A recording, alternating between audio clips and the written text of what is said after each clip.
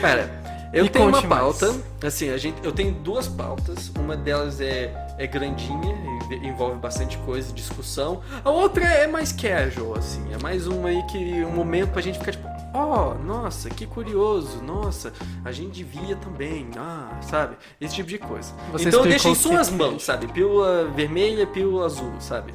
Eu gosto de pílulas azuis. Azulzinhas. Eu não sei qual que era a azul das duas. Mas eu então- gosto de coisa. É que você explicou tão bem o que é casual que eu acho que você merece explicar agora. Tá. Essa pauta. Então, é bem tranquilo. Então, vamos lá. Basicamente, a União Europeia meio que fez um acordo, não um acordo, mas ela meio que pensou assim, cara, a gente quer a nossa soberania tecnológica novamente. O que seria isso? Sabe, a gente tem empresas, sabe, multinacionais, internacionais que estão, sabe, envolvidas em todo o globo, assim. A gente tem a Apple e a Samsung com os celulares e os smartphones, dominam o mercado, sabe, onde for que você esteja, sabe. Você tem o Facebook, que ele é quase dono de todas as redes sociais, assim. Você vai em vários cantos do mundo, redes sociais, assim, o Facebook comprou alguma... Ele está envolvido, sabe? Você também tem, sabe, a Google, não preciso nem citar exemplo, e você tem a Amazon que tá, tipo, sabe, é extremamente gigantesca no e-commerce, assim, e compra de vendas na internet, que, sabe, tá crescendo cada vez mais, e, sabe, os caras é um gigante, é um monstro, Jeff Bezos, sabe? E aí o que acontece? A Europa, eles estão falando assim, cara, sabe, essas empresas têm... A gente não tem a nossa empresa, porque, sabe, a Apple é americana, Samsung é coreana, você tem Facebook americano, Google também, Amazon também, sabe? Você, na Europa, a maioria das redes de sem fio que são construídas, assim, as estruturas, é feita pela Huawei, que é chinesa. Então, eles não têm nada deles. E o mesmo meio que se aplica aqui, sabe? A gente... Qual que são as nossas estruturas, assim, digitais não são nossas, são de fora, quase. Exato. Então, a União Europeia delineou na quarta-feira uma tentativa de restaurar o que as autoridades chamam de soberania tecnológica, buscando uma regulamentação mais rígida das maiores plataformas de tecnologia do mundo, novas regras para a inteligência artificial e mais gastos públicos para o setor de tecnologia europeu. Os oficiais europeus afirmam que é um projeto de muitas gerações, que cada país na região estão cada vez mais dependentes dos serviços oferecidos por empresas de fora do continente, ainda mais no ambiente econômico cada vez mais voltado à tecnologia. Aí, entrando mais dentro dessa notícia, eles argumentam assim que é para gerar mais empregos europeus, ter mais controle do espaço digital e mais controle sobre as estruturas dos países deles. Então, a União Europeia está querendo entrar com isso. O que está sendo criticado do que eles fizeram foi que eles meio que falaram que existe problema, mas eles não falam, tipo, a gente vai fazer isso. Eles meio que, tipo, o problema é esse, eles ainda vão, sabe, se reunir para meio que ver formas de fazer, de tratar a respeito dessa situação. Sim. E é meio que eu queria abrir espaço, assim, é um espaço básico, assim, casual, sabe? Casual. Sem calça e tudo, sabe, a mesma coisa se aplica aqui, a gente... Tudo é meio que dependente de outros lugares. E meio que eu entendo que é mais difícil, assim, de a gente cortar isso, porque, cara, corta Google aqui, não dá, acabou. A gente tá de joelhos pro Google. Para pra pensar nisso, sabe? Facebook também, sabe? As redes sociais das pessoas, tipo, o Teco é um monopólio. Lembra quando caiu por um dia? Não foi um dia, foi algumas horas o WhatsApp. WhatsApp. As pessoas enlouqueceram. Aqui no Brasil, quando não, a gente vai fechar o WhatsApp por causa da investigação do Teco, e o pessoal ficava puterno, falava assim, foda-se essa investigação. Louco. Quando o crime continuar, dane-se, eu não quero saber, eu quero meu WhatsApp, eu quero mandar nude, sabe? Sim. Cara, é um domínio. E isso tudo é de empresas que tá fora daqui, sabe? A União Europeia tá querendo entrar com isso, mas até eles, no momento, não sabem o que fazer. Tipo, É bem e agora? complicado. O que se pensa, Marcos? Eu acho, assim, que tem duas coisas que dá pra debater. Primeiro, que é o protecionismo, que é uma medida que ia vir de uma hora ou outra, mas a gente vê isso, tipo, chegando porque hoje, seja a União Europeia, mas a gente tá falando só de União Europeia, a gente tá falando dos países de modo geral. Tá tendo uma onda de conservadorismo, e a gente tá falando de Trump, a gente tá falando de Brexit, a gente tá falando de Grécia, Itália, França se fechando, Brasil também não sai dessa, yes, Brasil. Isso é natural, assim, tipo, acontece, a gente vive em ciclos, né? Então a gente teve um longo período de globalização. Sim. E agora as pessoas estão se fechando mais. E isso é uma coisa que seja social, tem alguns uns teóricos que dizem que isso se repercute no inconsciente coletivo. Sim. E Hertz Wendell. E tem aqueles lá que dizem que não, na verdade é um movimento histórico, acontece, tudo bem. E vai acontecer mesmo.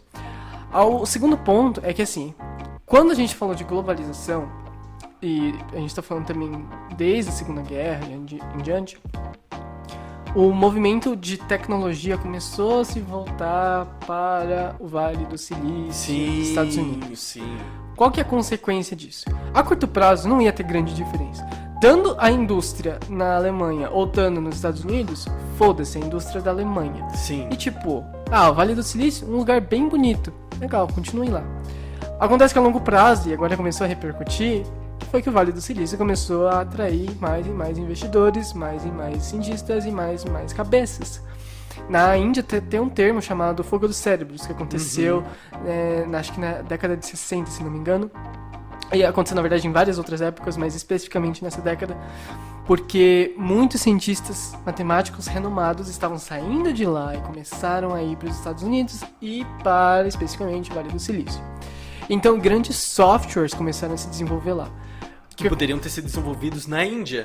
Podiam ser desenvolvidos na Índia, podia ser... Exatamente. A mesma coisa a gente tem aqui, sabe? A maioria das pessoas que seriam os cérebros daqui, sabe? Buscam oportunidade lá fora. Porque aqui não tem infraestrutura. E a galera de lá fora quer. Porque se a galera tem alguns, tipo, umas exceções que são meio fora da casinha, todo mundo quer essas pessoas. Sim, e centralizam esses avanços e desenvolvimentos neles. Exato. E essas pessoas acabam indo para um lugar onde tem as melhores universidades. A gente está falando de Harvard, Oxford e o Instituto de Massachusetts. E a gente também está falando de do Vale do Silício. Então, assim, o que acontece foi que, querendo ou não, a galera foi indo mais para lá. Por isso que hoje a gente tem o Tesla, a gente tem a SpaceX. Sim. Então a gente tá mandando, os caras lá estão mandando carro pro espaço já. Porque lá é onde está a tecnologia. Hoje, a Alemanha, a França, a Inglaterra são fortes em indústrias de base, do tipo, elas foram muito fortes quando a gente tá falando de Rolls-Royce, a gente tava falando tipo de GM, a gente tá falando, cara, são grandes marcas que surgiram na Europa, só que ficaram lá, estagnaram, parece, sabe? Tipo, o carro parou. Hoje a gente tem o Tesla, que surgiu do Elon Musk, e o cara tá mandando, tipo, fez o puta... Tudo bem que teve uma exceção, recentemente aquele... Do Cybertruck, que... Tadinho, fiquei com dó dele. Sim. Ninguém merece. Mas assim, mesmo assim, ele que não é americano, por exemplo, tá construindo infraestrutura para os carros Tesla dele nos Estados Unidos, por exemplo, sabe? Então o cara mas é de outro lugar também. E a Coreia do Sul, claro, ela teve um crescimento tão grande assim que a Samsung se tornou o pico, mas a gente tá, tipo, gigantescos bancos surgiram a partir de lá. A China era conhecida por seus bancos trilionários que acumulam riqueza de uma maneira exponencial. E tem a Coreia do Norte, tadinha, né? Que tá lá, deixa sim, quieto. o problema do tipo de governo, né? Exato. E assim, é meio que eles também se fecharam completamente pro resto do mundo. Então, meio que eles pararam no tempo. Sim. Sabe? Toda a história da humanidade meio que, sabe, foi um colando o dever de casa do outro. O cara lá fez isso. Aí alguém visita, olha e traz, se fizeram tal coisa. A gente devia fazer também. Sim. Sabe? E aí você se fecha completamente, você para no tempo. E, tipo, o Japão continua se renovando constantemente. Só que, o que acontece? Agora é uma expectativa minha, e eu não sei, vai ter uma puta revolução industrial, uma puta revolução tecnológica, que eu acho que vai ter. Mas, mesmo se tiver, eu acho que quem vai ganhar é os Estados Unidos. Vai ganhar muito com isso. Porque, assim, talvez os Estados Unidos, eu acredito que ele se torne um polo de inovação. Então, constantemente ele vai crescendo. E a Europa, eu acho que ela vai se tornar um polo de luxo. Tipo... De luxo. Prada, Lex. Sabe, tratado... você quer tecnologia, vai pra um lugar, você quer luxo e refinamento... Porque assim, tudo que a gente fala de luxo... Luxo, na verdade, eu não tô falando de coisas necessariamente caras. Luxo é o significado de luxo é aquilo lá que tem sofisticação e padrão. E quem é muito bom nisso é a galera Alemanha e os ingleses, que eles seguem muito padrões. Então tudo que tem padronizado, tudo que é padronizado e tudo que segue um ritual. Então, por exemplo, quando a gente não vai, tipo, comer um lanche da tarde, eles vão tomar um café da tarde. E é um puta café da tarde, porque é literalmente tudo certinho, marcado na hora. Se a gente tá falando de excelência culinária, a gente tá falando dos melhores restaurantes do mundo, que por sua vez estão na França. Tem acho que a melhor chefe do mundo, ela tem 21 estrelas Michelin. E ela é da França. Então, assim, eles trabalham sendo com que requinte. muitos também saem de onde estão pra poder ir pra França e daí entrar dentro do mercado dos melhores lugares. Sabe, os lugares, eles mudam de onde estão e vão pra esses polos, né? Sim, e a Alemanha também, eu acho que sim, ela carrega, não inovação, ela carrega requinte qualidade. Tipo, fala, um produto alemão, cara, é uma puta qualidade, eu sei. Só que quem que inventou antes? Foi um cara lá dos Estados Unidos que inventou, mas trouxeram pra Alemanha, o cara deu um upgrade, Master, fudido. Sim. Ficou fantástico. Aí que cai o treco e assim, é a Europa que já participa dessas coisas de ter seus próprios polos, eles viram que o polo digital eles não tão forte, aí eles estão querendo entrar no modo protecionista. Exato. Sabe? Aí vem aquela dúvida assim também, como que você entra no mercado, sendo que o mercado já tá lá, sabe? É meio que você entrar na corrida, mas a corrida já foi ganha há 2 anos atrás. O cara já tá com um troféu em casa e você tá, não, agora vai começar. Tô no ritmo, sabe? Como que você faz? Porque, tipo, hoje a gente tá numa época pós-moderna, assim, contemporânea. Então, é famoso, tudo é verdade, tudo é relativo e tudo já foi inventado. Essa é a filosofia hoje dos filósofos. Então, eles, tipo, tudo já foi inventado. Você só pode melhorar as coisas. Pode melhorar coisas que você pode... eu discordo forte, sim, desse posicionamento. Sim. Você pega coisas que já existem, combina de formas diferentes e cria novas. Ou você pega uma coisa que já existe e melhora até ficar muito bom. Existem 2 formas de você sair disso. Você para de fazer o que eles estão fazendo. E a segunda é você cria coisas que nunca foram feitas. Isso é muito complicado de fazer porque parece que sempre tem alguém que já fez na vida. Isso é muito chato. Sim, e aquela coisa, vou fazer aquilo que... não, vamos fazer o que não fizeram. Tipo, sabe? É difícil, porque você... Quando você chega no ponto e fala assim, não, vamos inventar o treco, assim, tipo, você não chegar, não, vamos ver as coisas que precisam ser inventadas. Porque se você fosse ver as coisas que foram inventadas e você faz, tipo, sabe, já teria sido feito. Já. Então, como que faz isso? Como que chega nesse ponto e o que você pode ser feito, né? Sei lá, o espaço, por exemplo, se a gente for puxar pro Brasil, assim, a respeito do polo digital e de ele poder, sabe, se erguer como si mesmo, sabe?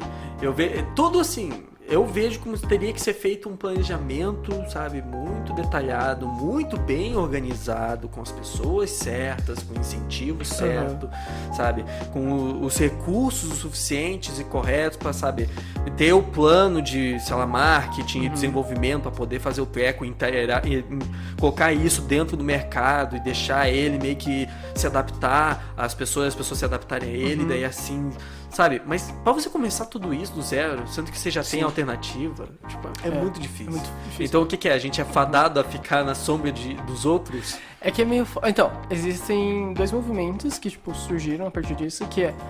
Ou você espera alguém ter uma puta ideia. Então, assim, você espera sentado, porque assim, vão surgir, as ideias surgem mesmo. Existem geralmente pessoas que vão surgindo na vida, que são fora da casinha e por natureza vão criar coisas novas. Só que essas pessoas acabam saindo e vão para o país exterior. Ou você tenta fazer elas criarem, inovarem de uma maneira que elas nunca criaram antes. Só que sobre um extremo estresse em curto período de tempo. Os hackathons. Então, tipo... A ideia do hackathon não é você botar a galera em puta estresse e elas se estressarem e brigarem com tudo, não. É você colocar tanta pressão nelas que alguma coisa boa vai sair de lá. E saem ótimas ideias. Sim. Problema. Ninguém continua os projetos que inventaram. Por quê? Porque ninguém investe. Motivo, as pessoas os empresários não confiam tanto no Brasil pra isso acontecer. É meio um ciclo, é foda isso. E assim, também o cara vai investir, ele vai investir em algo que ele tem mais seguro. Ele fica preso nas alternativas mais seguras. Seja investir na bolsa de valores, sabe, sabendo o que tá fazendo. O cara, ele, sabe, vai investir numa startup e tudo. Tem, e fazem. Só que, sabe, São mais a que difíceis. ponto elas vão conseguir, sabe, o impacto que seria necessário para poder... eu acho que com o espaço que tem, ele tá estabelecido. O meu ponto de vista é esse. O espaço que tem está estabelecido. Eu acho que o que vai acontecer é que novos espaços também estão se formando. Sempre estão se formando. Mesma coisa, Uber. O espaço de Uber, de motorista de aplicativo e tudo, não existia. Um cara foi lá e abriu esse espaço. Que daí abriu várias empresas para fazerem o mesmo tipo de serviço. Então, esse novo espaço não abrir. O que depende é, tipo, sabe, a pessoa ela vai estar no lugar certo, na hora certa, ou ela vai sair de onde ela tá e ela vai fazer no lugar onde todas as ideias aí estão brotando, sabe? Se ela não tem um incentivo pra pessoa... Os mosquitos estão pegando você aí. Ele tá atrás de você agora. Mas é basicamente isso. Eu tô vendo ele daqui. Quem tá vendo a câmera? Não, você tá cego, cara. Você errou de novo. Desavenças. Eu errei também. Essa é a quarta pauta também.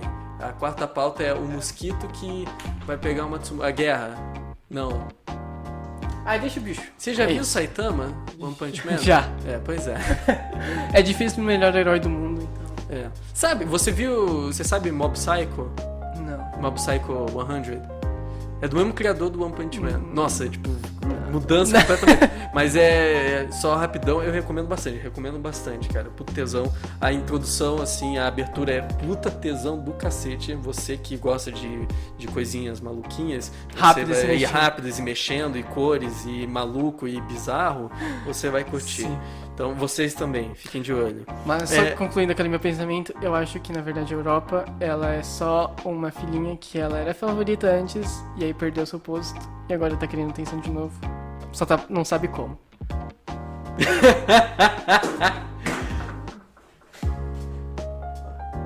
Tudo, ó. Isso aqui. Viu? Sim.